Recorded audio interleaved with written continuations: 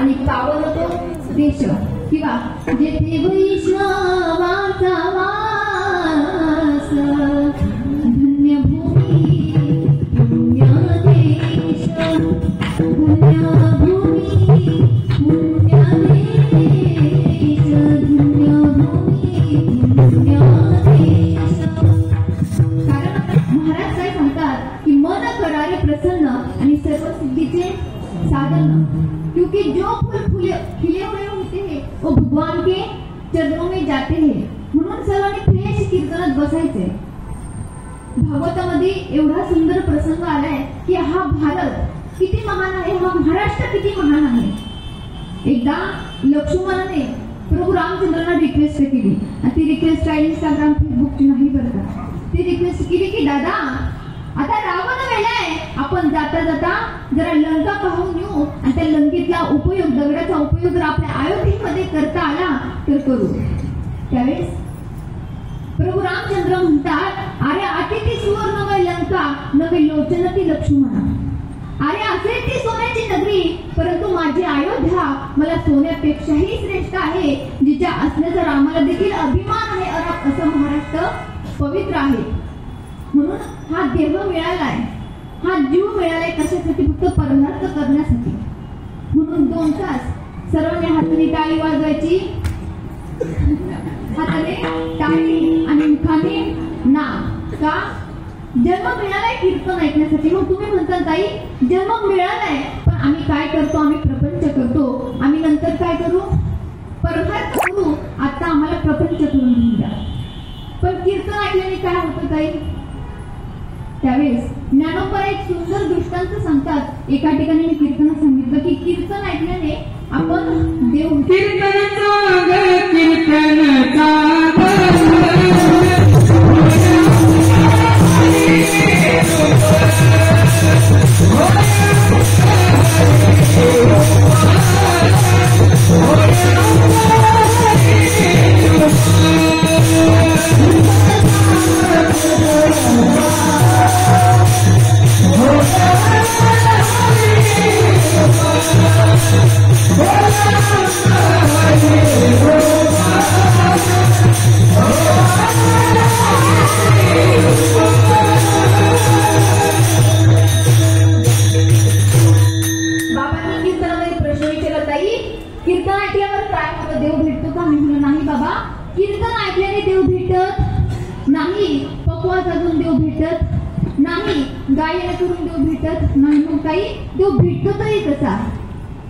प्रवचनामध्ये ज्ञानेश्वरीमध्ये एक सुंदर दृष्टांत सांगितला. माऊली सांगतात कालवनाची कुंजरी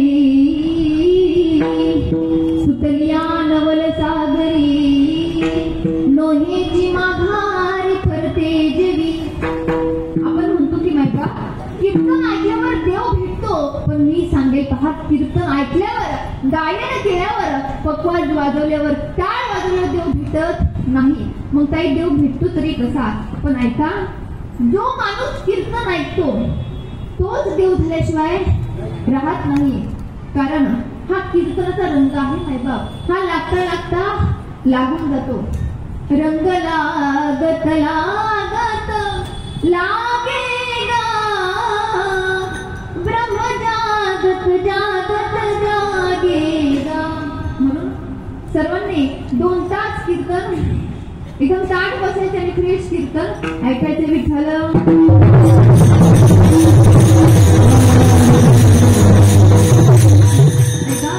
अभंग हे जगद्गुरु तुकोबरायांचा.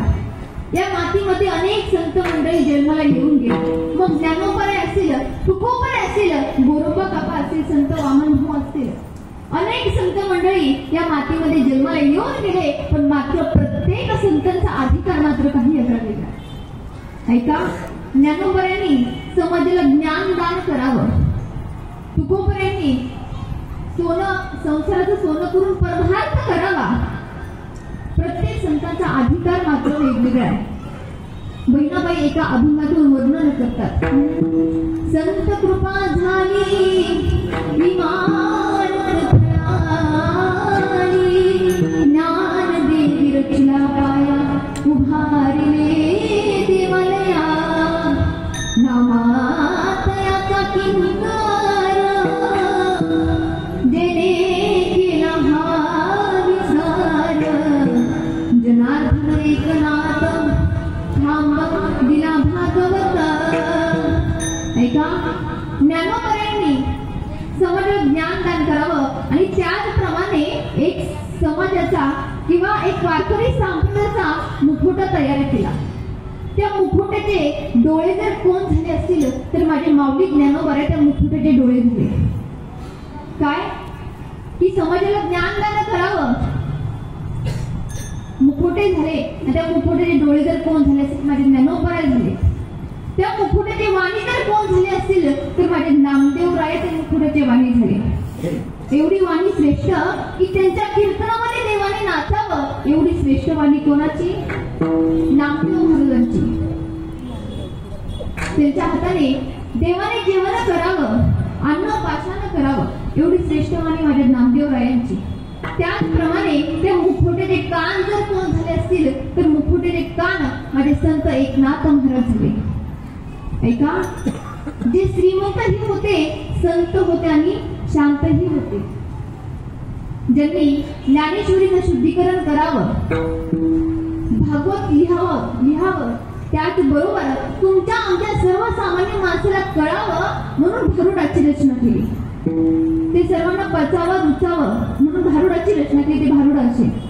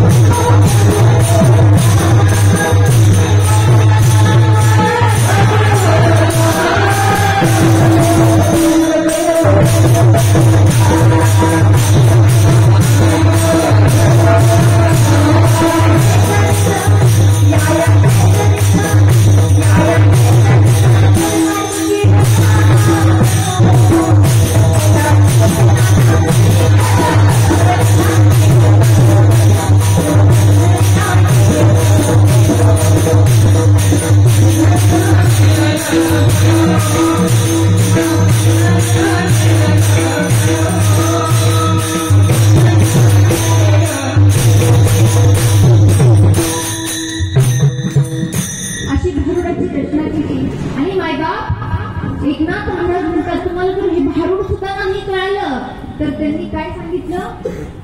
त्यांनी एक पिंगळ्याची रचना केली.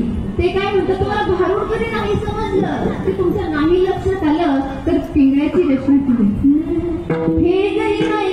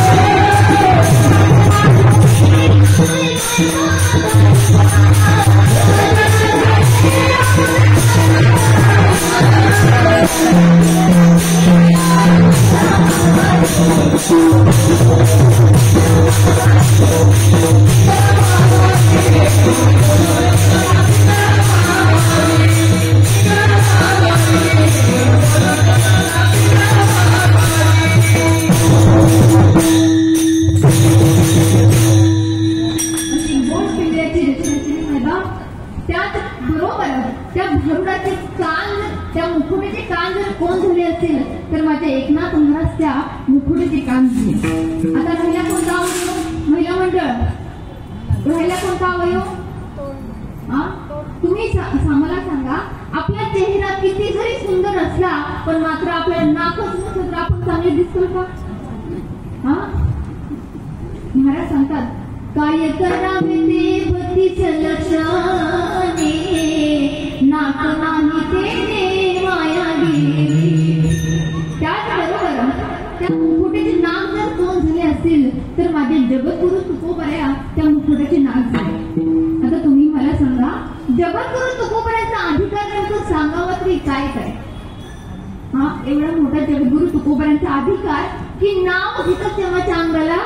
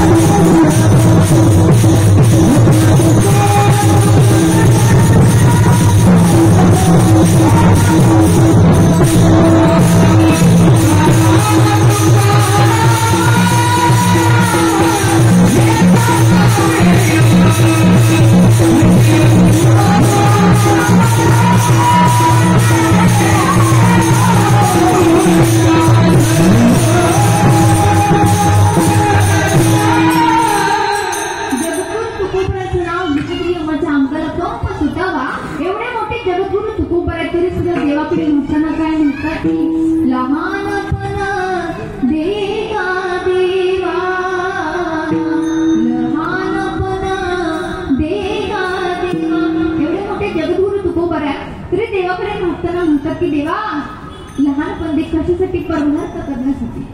एवढा जगद्गुरु तुकोबऱ्यांचा परमार्थ ऐका. एक वेळेस असं जगद्गुरु तुकोबऱ्या भजन करत होते. गावातले काही साधक मंडळी जगद्गुरु तुकोबऱ्यांकडे आले आणि विचारलं, तुकोबऱ्या तुम्ही दिवसा भजन करता? तुकोबऱ्या म्हणतात, हो मी दिवसा भजन करतो. जगद्गुरु तुकोबऱ्या तुम्ही रात्री सुद्धा भजन करता? हो मी रात्री सुद्धा भजन करतो. मग ऐका ना तुकोबऱ्या, तुम्ही दिवसा भजन करता, आम्हाला काही सुद्धा अडचण नाही, पण तुमची रात्रीची कटकट आम्हाला सहन होत नाही. काय म्हणतात? कटकट आम्हाला सहन होत नाही. कशाला म्हणतात? भजनाला कटकट आम्हाला सहन होत नाही. मग जगद्गुरु तुकोबऱ्या तुम्ही काय करा, रात्रीचं भजन बंद करा आणि दिवसा भजन करा. तरी सुद्धा तुकोबऱ्याने ऐकलं नाही. गावातले सगळे लोक सरपंचाकडे गेले आणि सांगितलं, तुकोबऱ्या दिवसा भजन करत, आम्हाला काही सुद्धा अडचण नाही, पण रात्रीची कटकट त्यांच्या आम्हाला सहन होत नाही. त्यावेळेस जगद्गुरु तुकोबऱ्यांना बोलून घेतलं आणि सांगितलं, तुकोबऱ्या एक काम होतं तुमच्याकडे, बोला ना सरपंच, का गरीबाची आठवण काढली? अहो तुम्ही दिवसा भजन करता, पण ऐका तुकोबऱ्या, तुम्ही रात्रीचं भजन करू नका. तुकोबऱ्या एवढं गोड उत्तर देतात की, सरपंच काय मला सुद्धा वेळ लागला नाही रात्रीचं भजन करायला. काय म्हणतात? मला सुद्धा वेळ लागला नाही रात्रीचं भजन करायला. मी या जिभेला सांगतोय, अगं थांब. काय सांगतोय? अगं थांब. पण माझी मज झाली अनावरवा.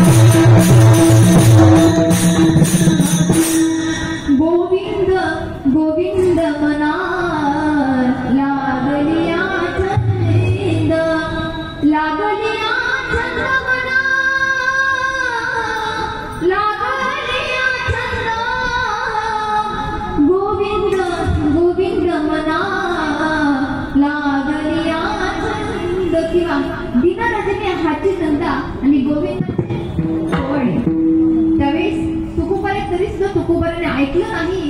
तुकोबऱ्या नामस्मरण करत गेले.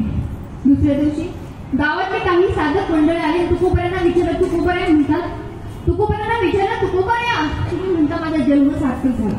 काय जन्म सार्थक झाला? कोणामुळे? तुम्ही सांभाळले संतांमुळे जन्म सार्थक झाला. मग नेमकं जगद्गुरु तुम्ही काय केलं? काय केलं तुम्ही? तुकोबऱ्या म्हणतात, मला जन्म सार्थक झाला, मला दिवस धन्यतेचा झाला, कारण मला संतांची संगती झाली. मग आपल्याला कधी कधी प्रश्न पडला पाहिजे की तुकोबऱ्या काय म्हणतात की मला संतांची संगती झाली. मग नेमकं कोणत्या संतांची संगती झाली? आणि तुकोबाराय सुद्धा एक संत होते ना. मग तुकोबाराय सांगतात, बाबांनी आपुली सांगितले नाम आणि मंत्र दिला रामकृष्ण हरी. ज्यावेळेस मला रामकृष्ण हरी मंत्र दिला त्यावेळेस माझा जन्म काय झाला? सार्थक झाला. आणि मायबाप जन्म आपले किती प्रकारचे आहेत?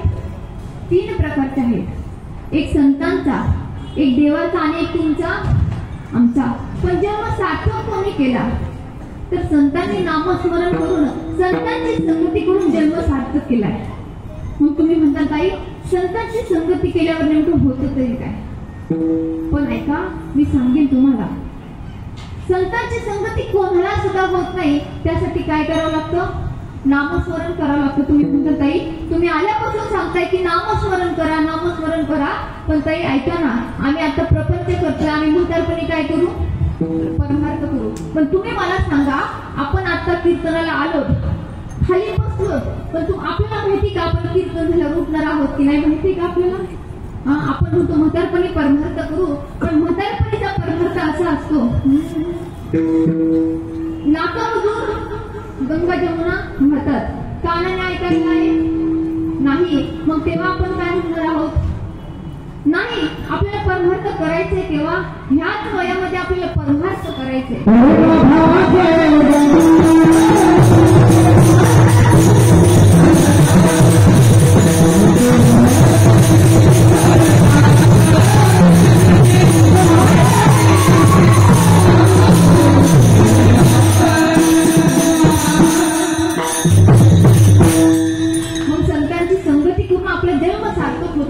देवाचा काय असतो? जन्म असतो. आयोनी संभव म्हणून देवाचा जन्म असतो. आणि तुम्हाला जन्म भेटलाय, मग तू सार्थक करायचंय. कशामुळे? कसा जन्म सार्थक करायचाय? तर नामस्मरण करायचे आणि संतांची संगती करायची. संतांची संगती एवढी दुर्लभ आहे मायबाप, ती कोणाला सुद्धा होत नाही. मग संतांच्या संगती नेमकं होतं तरी काय?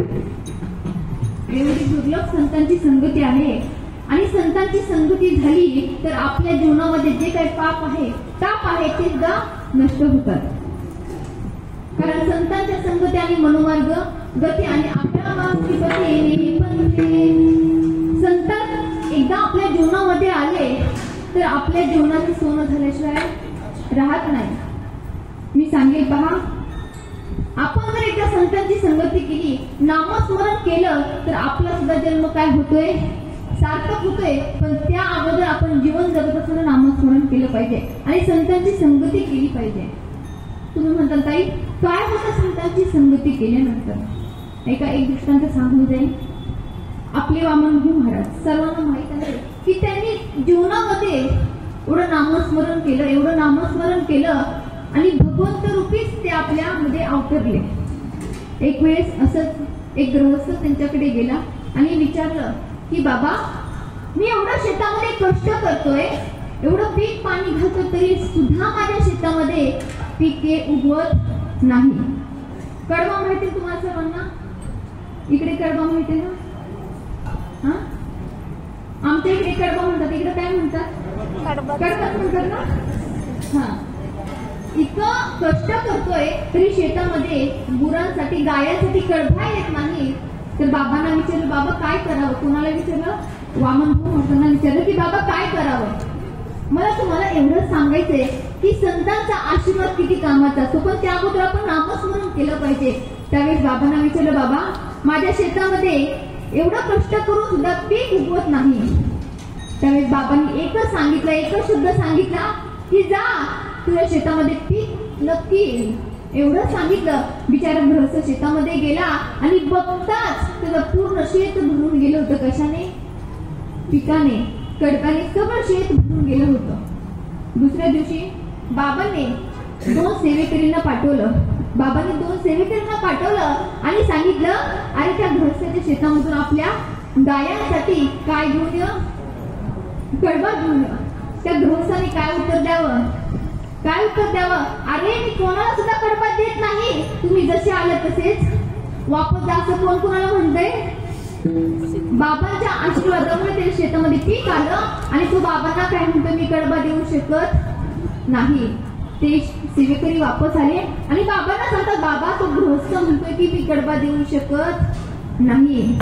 त्यावेळी बाबांनी सांगावं, अरे त्याला म्हणा तुला शेतामध्ये आधी तर काहीच नव्हतं, पण मी सांगितलं म्हणून कडबा आलाय आणि तू आज मला कडबा नाही म्हणतोय. अरे तुझं शेत पेटल्याशिवाय राहणार.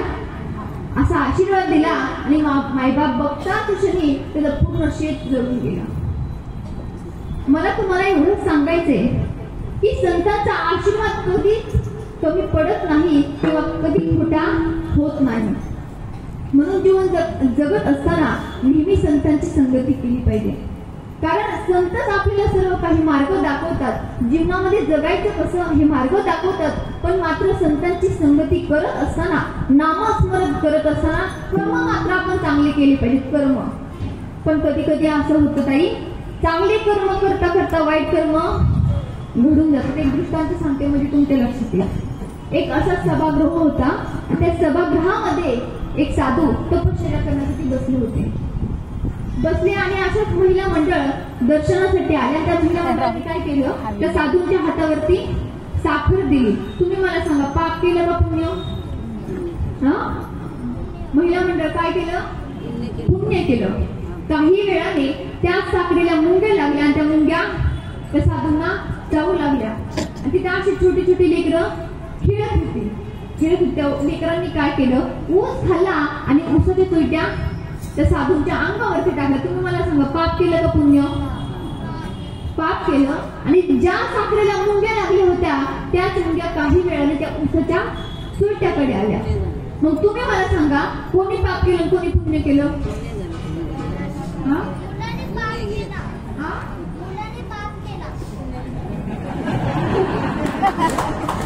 ऐका, त्या मुलांकडनं पुण्य झालं.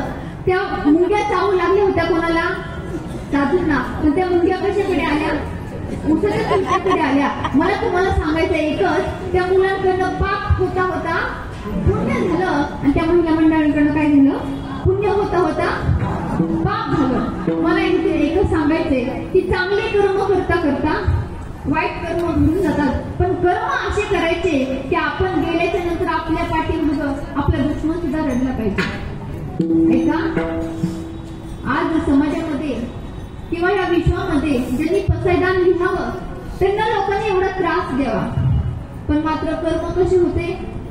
एवढा त्रास द्यावा. ज्यावेळेस भिक्षा मागायला जावी त्यावेळेस लोकांनी काय करावं? त्यांना पाहता क्षणी दार लावून द्यावं. एवढे कर्म चांगले केले. देव निवृत्ती धरिले दोन्ही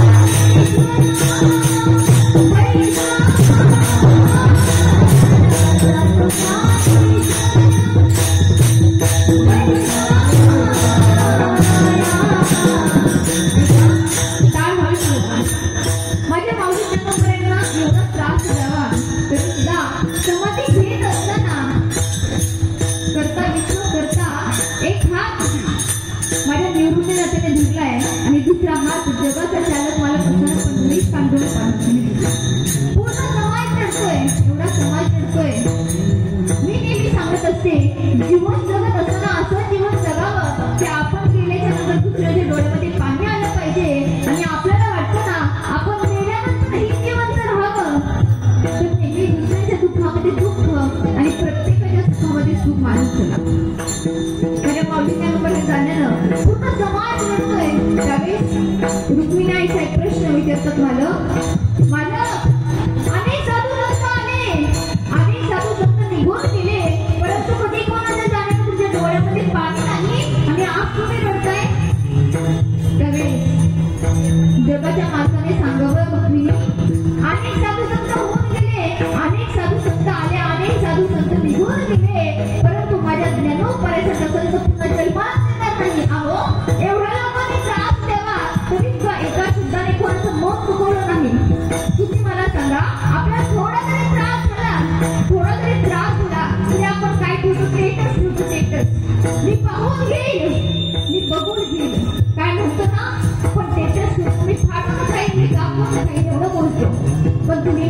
सांगा, ज्ञानोबांना एवढा त्रास झाला तरी सुद्धा एका ओळमध्ये त्यांनी आपलं दुःख व्यक्त केलं का? एवढा त्रास झाला. मी नेहमी सांगत असते, जिवंत जगत असताना चांगल्या माणसाला त्रास असतो. म्हणून जिवंत जगत असताना किती सुद्धा लोकांनी त्रास दिला तरी मात्र आपले कर्म चांगले करत राहायचे. कारण ज्यावेळेस आपण चांगला मार्ग निवडतो किंवा चांगलं कार्य करतो त्यावेळेस लोकांना देखवत लोक त्रास देतात. म्हणून आपला सरळ रोड कधी आपण सोडायचा, चांगले कर्म करत राहायचे. जातो ज्ञानी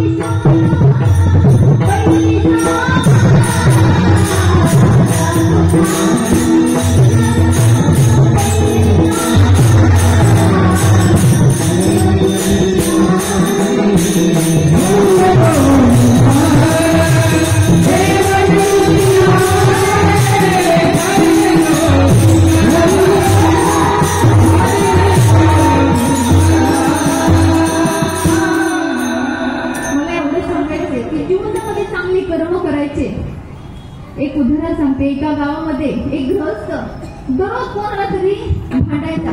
भांडल्याशिवाय त्याला दिवस जात नव्हता. सकाळी उठलं की भांडण, अशी झोपेपर्यंत दररोज भांडण करायचा. एकदा विचार त्याने केला की बाबा मी जर उद्या मेलो, दृष्टांतामध्ये काही पण घडतं बरं का, मी जर उद्या मेलो तर माझ्या पाठीवर माझे लोक नाव चांगलं घेतील का?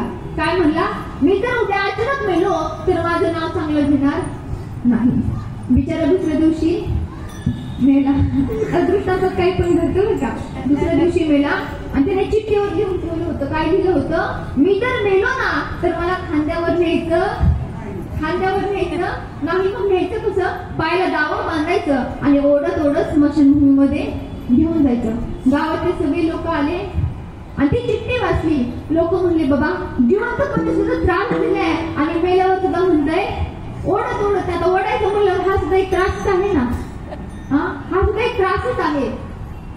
त्याला पायाला दावं बांधलं आणि ओढत कुठं चालवलं, स्मशानभूमीमध्ये चालवलं. आणि स्मशानभूमी एका रोडच्या साईडला होती. चालवलं त्या रोडने एक पोलिसाची मोठा पिंजरा आला आणि पोलिसांनी विचार केला बाबा एवढं मोठं गाव आहे आणि बिचारा माणसाला पायाला दावं बांधून ओढत चालवलंय. सगळे पोलिस खाली आले आणि सगळ्या गावातल्या लोकांना घेऊन गेले. कुठे टाकलं, जेलमध्ये टाकलं. म्हणजे मला तुम्हाला एवढं सांगायचंय, जिवंतपणे सुद्धा त्रास दिला पण मेल्यावर सुद्धा सगळ्या जेलमध्ये टाकून गेला. म्हणून जीवनामध्ये चांगले कर्म करायचे, कर्म करून संतांची संगती करायची. त्यावेळेस आपला जन्म नक्की सार्थक झाल्याशिवाय राहणार नाही. आणि जन्म मिळालाय तर जन्माचं सार्थक करायचे. जन्म सार्थक करण्यासाठी काय करायचे, भजन करायचे. कारण हा देह कशासाठी दिलाय नाही बा,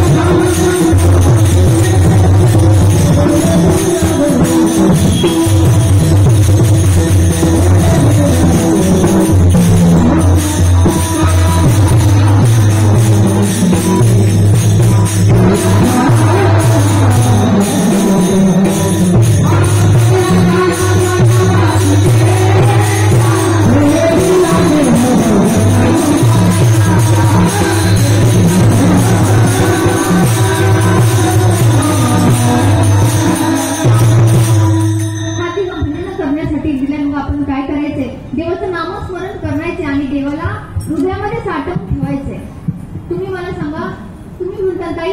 हृदयामध्ये साठवून ठेवायचंय. आपण ठेवू पण देव आहे का, देव आहे, देव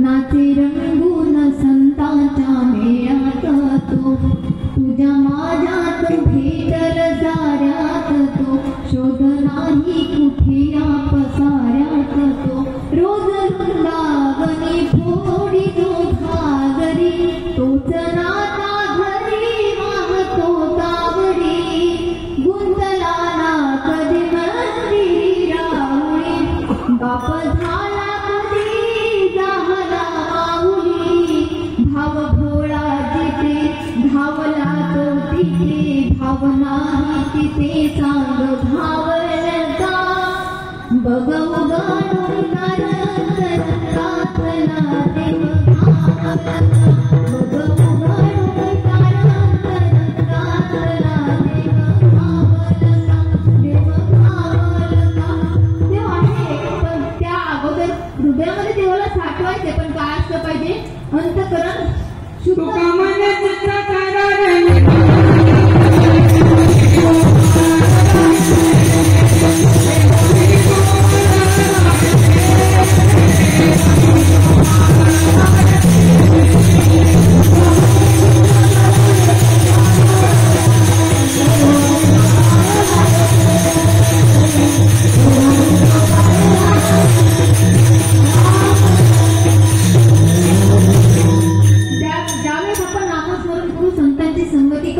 त्यावेळेस नक्कीच आपल्या हृदयामध्ये देव काय करेल वास करेल त्यावेळेस आपण सुद्धा काय म्हणायचे आमचा जन्म सार्थक झालाय तुकोबाराने तेच सुट केलं संतांची संगती केली नामस्मरण केलं संतांची गोडी जीवनामध्ये लावून घेतली आणि संतांचा तुकोबाराचा जन्म सार्थक झालाय अभंगाचा प्रथम